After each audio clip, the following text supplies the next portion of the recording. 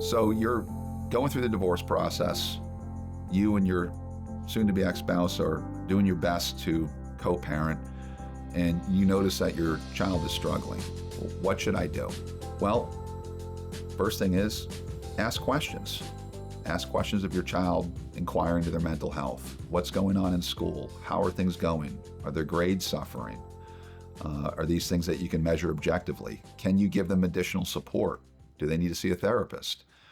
Sometimes kids really get affected by divorce because it's a loss for them. They love you and they love your soon-to-be ex-spouse usually equally, and they don't want to take sides. So don't put them in the position of taking sides. And if you're seeing behavioral or emotional changes in your child, one of the first questions you should ask is of yourself. Am I doing anything to cause this? Am I bad-mouthing my spouse? Am I doing a poor job cooperating and co-parenting with my other spouse? Or is this something that might be related to my spouse? You have to explore those things and put your child first, their needs first, versus your needs. So if your child is struggling emotionally, you might want to talk with a social worker at school, get them in counseling, get them the support they need, because they also have to grieve this loss just like you do. They're losing two parents in the same household that are now going to be split in separate households. And that's a lot for a kid to take on. And sometimes kids think that they're the reason for the divorce, when in actuality, it's never the children's fault. It's the adults. Help them understand that. I don't want to have to give think I'm giving a parenting class. I think we're all, as parents, do the very best we can for our children, really. But there are probably some things that we should be careful about doing when we're going through divorce. Oversharing is potentially a problem. And what I mean is oversharing in the sense that you begin confiding in your child like they're your friend. Your child's not your friend. You shouldn't have a relationship with your child that is a friendship in that sense. Your child needs a parent, so don't overshare. Your child needs to feel secure. Don't make them feel less secure by telling them your fears about what's happening with divorce. And don't make them feel less secure or feeling like they have to take sides by telling them all the bad things the spouse is doing, or your soon-to-be ex-spouse is doing, how he's sending you these mean text messages, how he says he doesn't want to pay child support, how she says she's not going to help out for the child's after-school program. It's inappropriate to share those things, and if the court learns of it, the court is going to be very unhappy, and that could impact, ultimately, your parental rights and responsibilities.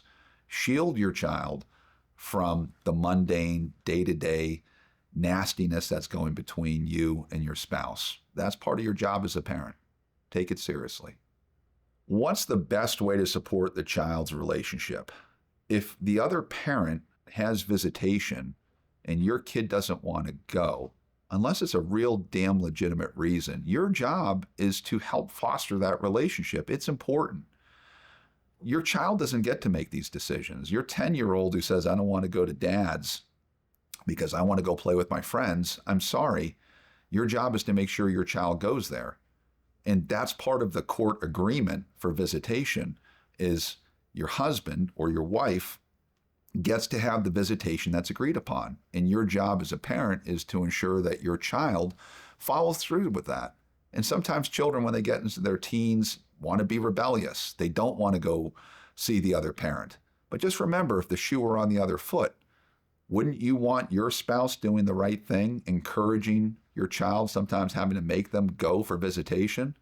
It's important that you foster those relationships between your children and your spouse, just like it's as important for your other spouse to foster that relationship with you. Both spouses should be doing it because it's in the best interest of the child to do so. If you're nervous about how you're going to co-parent, or you don't know how, or this has become a high conflict divorce, the court could order, or the attorneys for each side could suggest, like I would, that you attend a program like Kids First, where you can learn how to co-parent effectively.